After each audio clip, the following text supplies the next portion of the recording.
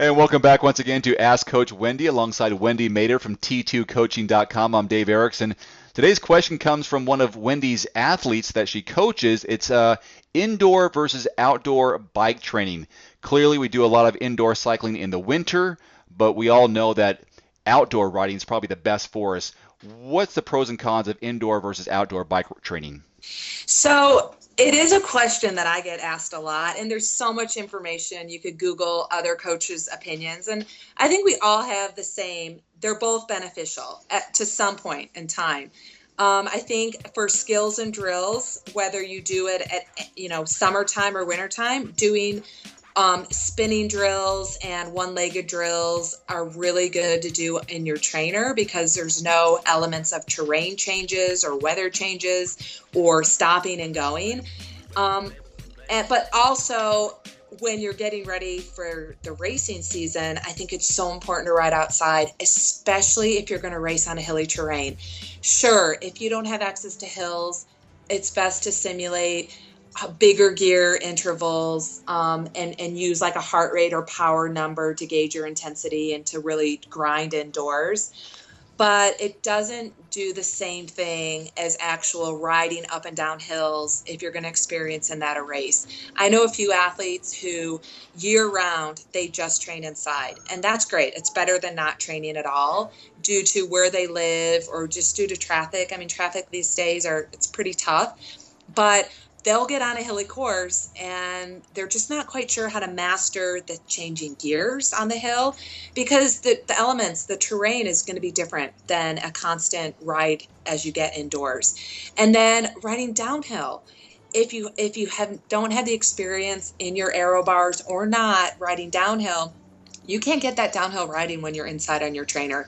So really depends on what phase of training you're in to really say what is the best time to do indoors and outdoor riding. Basically, skills and drills indoors, but race preparation outdoors, if at all possible, I think is so important. One thing I think is beneficial about riding outdoors is learning how to navigate the roads, whether you're going around corners, dealing with bumps, and the Yeah. acceleration, deceleration of dealing with these type of cornering, because you don't get that stationary on a bike. Plus, there's the weather, there's the heat, there's the sweat element, and the wind Yeah. elements. It's just there's so many more elements that you're going to deal with outside. So an example I like to use is when I was training for Ironman Arizona in 2007. I think it was the last year that the race was in April. I lived in Colorado. Most of the time you can train year round in Colorado, but that specific year we got 3 feet of snow in November and December, and it lasted until March. I mean, it was not only the 3 feet of snow that we had, it was the 10 degrees that we had.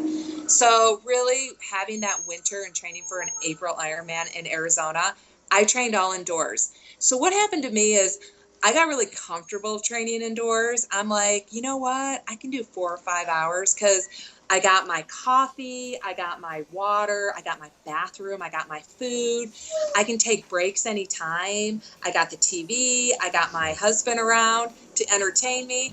And really, I noticed that I was really, really comfortable. And so we had the opportunity to go to Arizona over spring break, which was in March. And I didn't have to coach high school swimming, so it was my spring break too. And I got to ride part of the course, and I felt really timid by being in my aero bars on outside with the wind. It was really basically because of the wind and not knowing really how to manage my balance. And so I only had about 5 rides outside before that race. And I remember race day, it was being a flat course. My back was just incredibly sore because I hadn't ridden aero that long. And indoors, you don't do that. I don't.